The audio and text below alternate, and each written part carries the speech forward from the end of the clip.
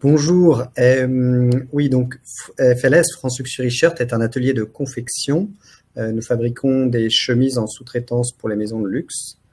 Cette entreprise existe depuis plus d'une centaine d'années dans le Montargois. Au départ, elle faisait de la maroquinerie, notamment pour les militaires, et elle s'est petit à petit spécialisée dans le prêt-à-porter, jusqu'à se spécialiser dans la chemise, hommes et femmes, et en sous-traitance pour les maisons de luxe. Parce que c'est vrai qu'aujourd'hui, dans le Made in France, la quasi-totalité du marché concerne les maisons de luxe.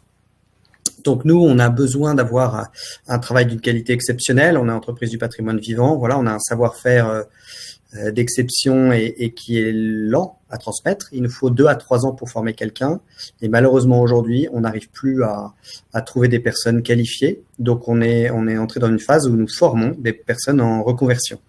Donc, nous avions déjà mis en place des formations avec des acteurs locaux, Pôle emploi, avec un succès assez moyen sur le taux de transformation.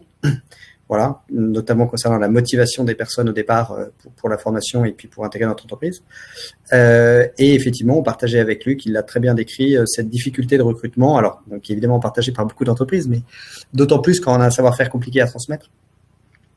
Et c'est là où effectivement le PTCE est entré dans le jeu et a joué ce catalyseur, c'est-à-dire que Jennifer, la chargée de projet, a très bien fait le lien entre les différents acteurs, que ce soit les acteurs étatiques, mairies et autres, ou que ce soit l'association et nous, pour faire avancer les sujets.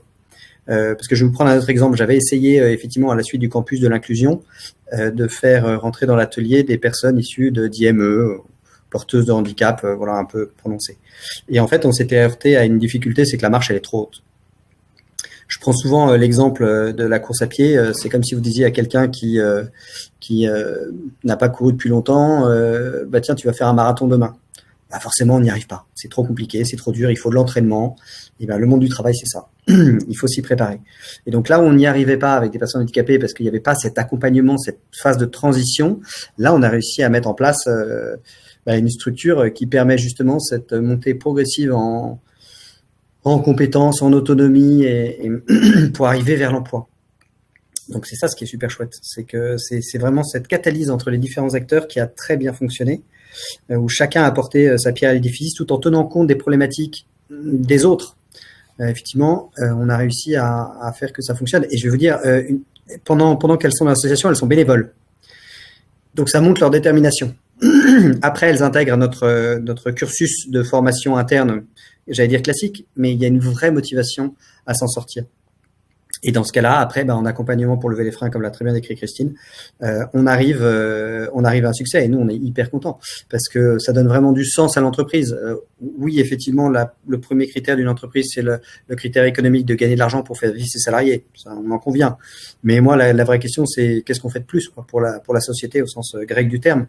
Qu'est-ce qu'on apporte et se dire qu'on réussit à aider des personnes qui sont dans les vraies difficultés sociales à accéder à l'emploi, c'est très chouette pour les équipes.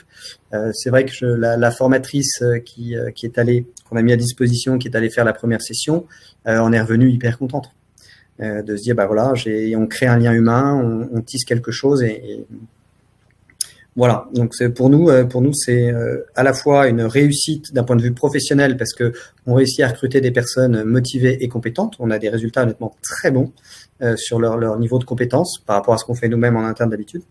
Et à la fois, ça donne du sens à notre travail. Voilà.